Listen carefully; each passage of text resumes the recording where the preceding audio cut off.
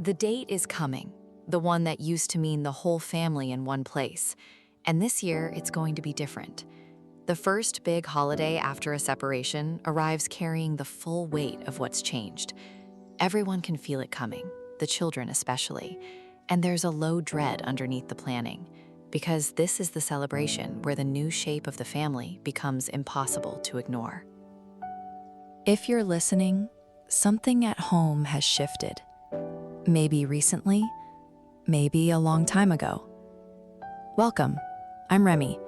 This is CoParentSpace, the calm space for parents and children living between two homes. What you'll hear is grounded in attachment science and clinical research. It isn't therapy, and it isn't medical or legal advice. If you or your child are struggling, please talk to someone who can help in person. This is a quiet place to think.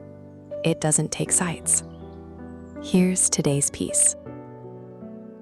The date is coming, the one that used to mean the whole family in one place, and this year it's going to be different. The first big holiday after a separation arrives carrying the full weight of what's changed. Everyone can feel it coming, the children especially, and there's a low dread underneath the planning, because this is the celebration where the new shape of the family becomes impossible to ignore.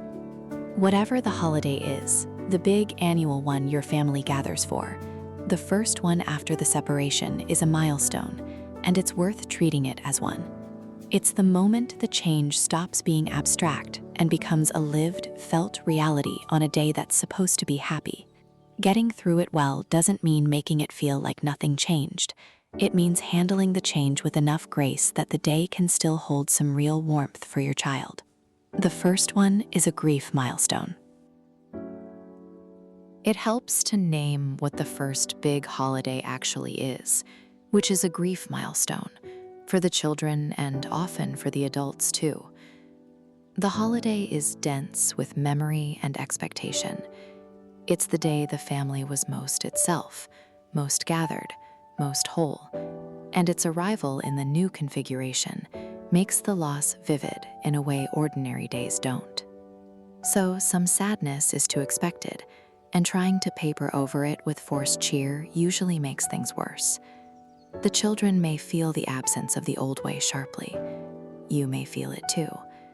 Pretending the day is exactly as joyful as ever when everyone can feel that it isn't leaves the children alone with a sadness no one will acknowledge. The more honest approach makes a little room for the feeling while still building real warmth into the day. This year is different, and that can feel sad. We're also going to have a really good day together. Both halves are true, and saying both lets the children hold the sadness and the warmth at once, rather than having to choose or pretend. This is also why the first one is the hardest, and why it gets easier. The first holiday in the new shape is unmapped, heavy with comparison to how it used to be.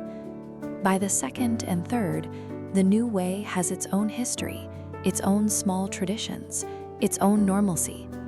The rawness of the first is partly the rawness of the unfamiliar, and that fades. Knowing the first is the steepest can help you hold it, and your child, with the patience of someone who knows the slope levels out. New traditions over recreated old ones. A strong instinct for the first holiday is to recreate the old one as faithfully as possible, to keep everything the same so the children feel the least disruption. This usually backfires. A faithful recreation of the old holiday, minus a parent, mostly highlights the absence.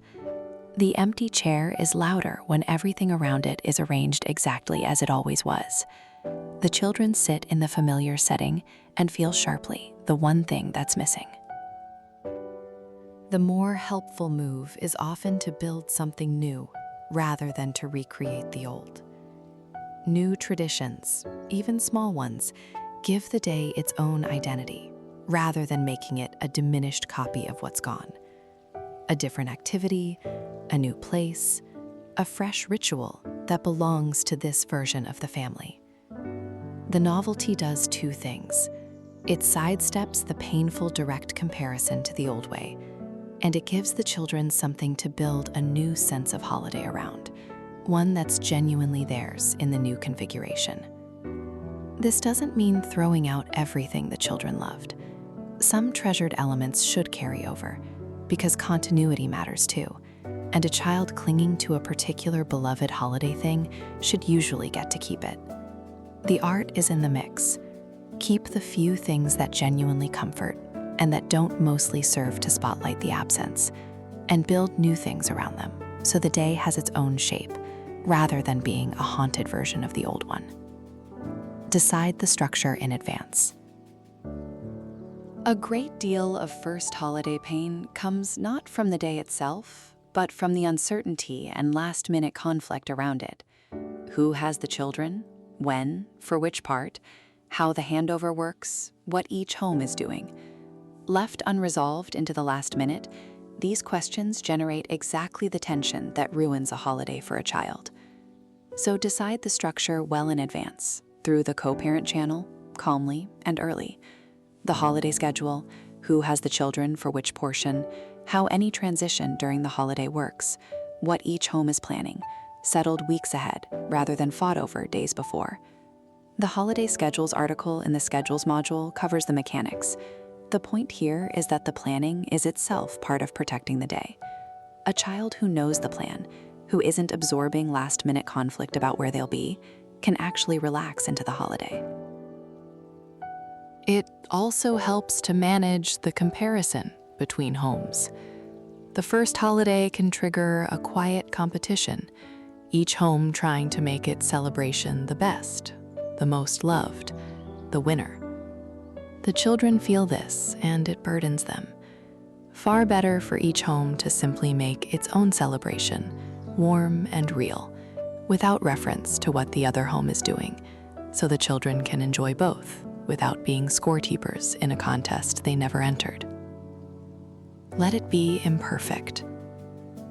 Perhaps the most freeing thing to know about the first big holiday is that it doesn't have to go perfectly, and it probably won't. There may be a hard moment, a wave of sadness, a child who misses the parent who isn't there in the middle of the day, a logistical hiccup, a moment where the absence is felt. This is normal, and it isn't failure. The pressure to make the first holiday magical, to prove to the children that everything is still wonderful, is enormous and counterproductive. It sets an impossible bar and turns the day into a performance. The children don't need a magical, seamless holiday.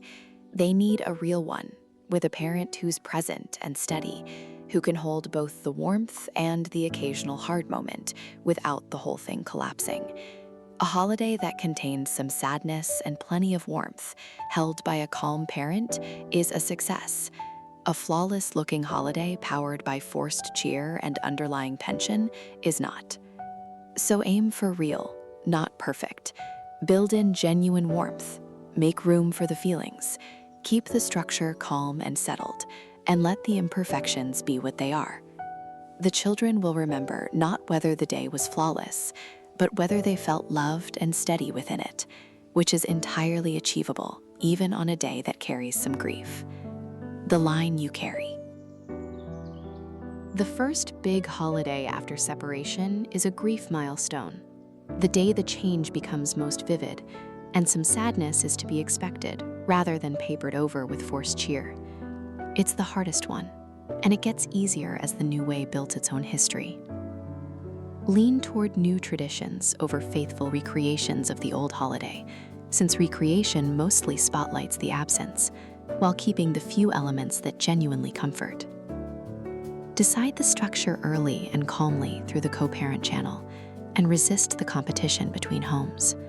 And above all, let it be imperfect, aiming for a real, warm, steady day, rather than a flawless performance. The first one carries the most weight. Hold it with honesty and warmth. Let it be imperfect. And you give your child a holiday that's different, but still genuinely theirs. The first holiday doesn't have to feel like nothing changed. it has to feel like they're loved through the change, which is a thing you can give them even on a hard day. That's today's piece. If it helped, the full written version, and more like it, are at CoParentSpace.com. Be gentle with yourself. I'll be here next time.